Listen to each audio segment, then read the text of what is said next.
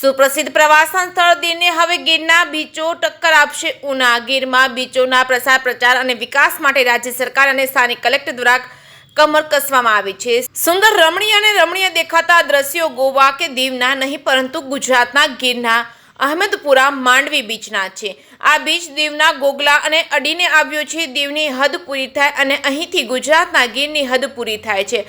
હવે આ બીચ પણ દેશ અને દુનિયામાં પ્રવાસીઓનું આકર્ષણનું કેન્દ્ર બનવા જઈ રહ્યા છે, કારણ કે અહીં ગીર કલેક્ટર વિઝિટ કર્યા બાદ સરકારને રજૂઆત કરવામાં આવી હતી કે હવે આ બીચોને ડેવલપ કરવાનું બીડું ગીર કલેક્ટર દિગ્વિજયસિંહ જાડેજાએ ઉઠાવ્યું છે. અહીં પણ 3 દિવસ સુધી બીચનું ફેસ્ટિવલનું આયોજન કરવામાં આવ્યું છે. આગામી 24 અને 25 અને 26 જાન્યુઆરીના આ બીચ ફેસ્ટિવલ રંગારંગ રીતે ઉજવાશે. ગીર કલેક્ટર દિગ્વિજયસિંહ જાડેજા શું બોલ્યા તે સાંભળો. જેકેએસની ગુજરાતી સાથે મહેશ વાજા, સોમનાથ. આપણે 24, 25 અને 26 જાન્યુઆરી ગુજરાત પ્રવાસન વિભાગ અને જિલ્લા વહીવટીતંત્ર ગીર સોમનાથના ઉપક્રમે આ જગ્યા ઉપર એટલે કે અહેમદપુર માંડવી બીચ ઉપર આપણે બીચ ફેસ્ટિવલનું આયોજન કરેલ છે. આપ જોવો છો કે આ બીચ છે એ ખૂબ રમણીય સ્થળ છે. અહીંયા સવારે સૂર્યાસ્ત નહીં પણ સૂર્યાસ્ત પોઈન્ટ તો બધા હોય છે, પણ સૂર્યોદયના પોઈન્ટ બહુ આપણે ઓછા છે. આ આદર્શ પોઈન્ટ છે. આપ દરિયાની અંદર અમારી જ્યાં ઓલરેડી લાયસન્સ આપેલી જે આપણી જે કંપની આ જે કામ કરે છે એની બોટમાં જઈને સૂર્યોદયનો આનંદ લઈ શકો. શિયાળાના ટાઈમમાં અહીંયા ડોલ્ફિન પણ જોવા મળે છે, એ પણ આપ જોઈ શકો.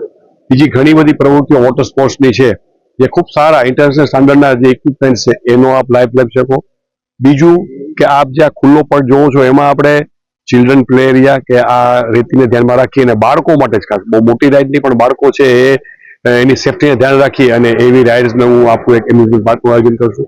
જે ગુજરાતના જે સારી ખ્યાતનામ બ્રાન્ડ છે લોકલ ફૂડની, એને પણ આપણે ઇન્વાઇટ કરી એના પણ આપણે ફૂડ સ્ટોલ આપણે ઊભા કરશું.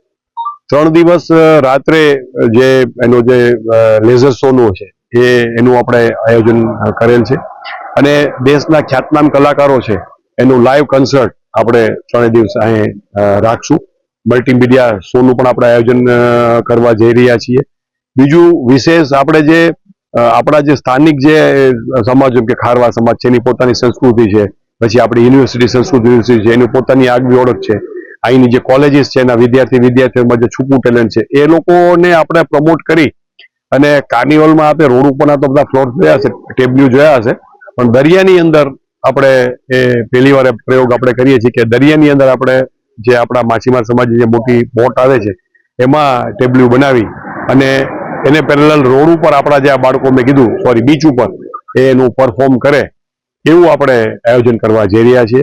ત્યારે આ તબક્કે આપના માધ્યમથી આપણી પ્રદેશની જે આપણી જનતા છે, ગુજરાત સમસ્તને હું કહું છું અને બીજા પણ રાજ્યોમાંથી પણ લોકો પ્રેરણે અહીંયા આવે અને આ જગ્યાનો આનંદ લે અને આ જગ્યાનું ભવિષ્ય ખૂબ ઉજળું છે.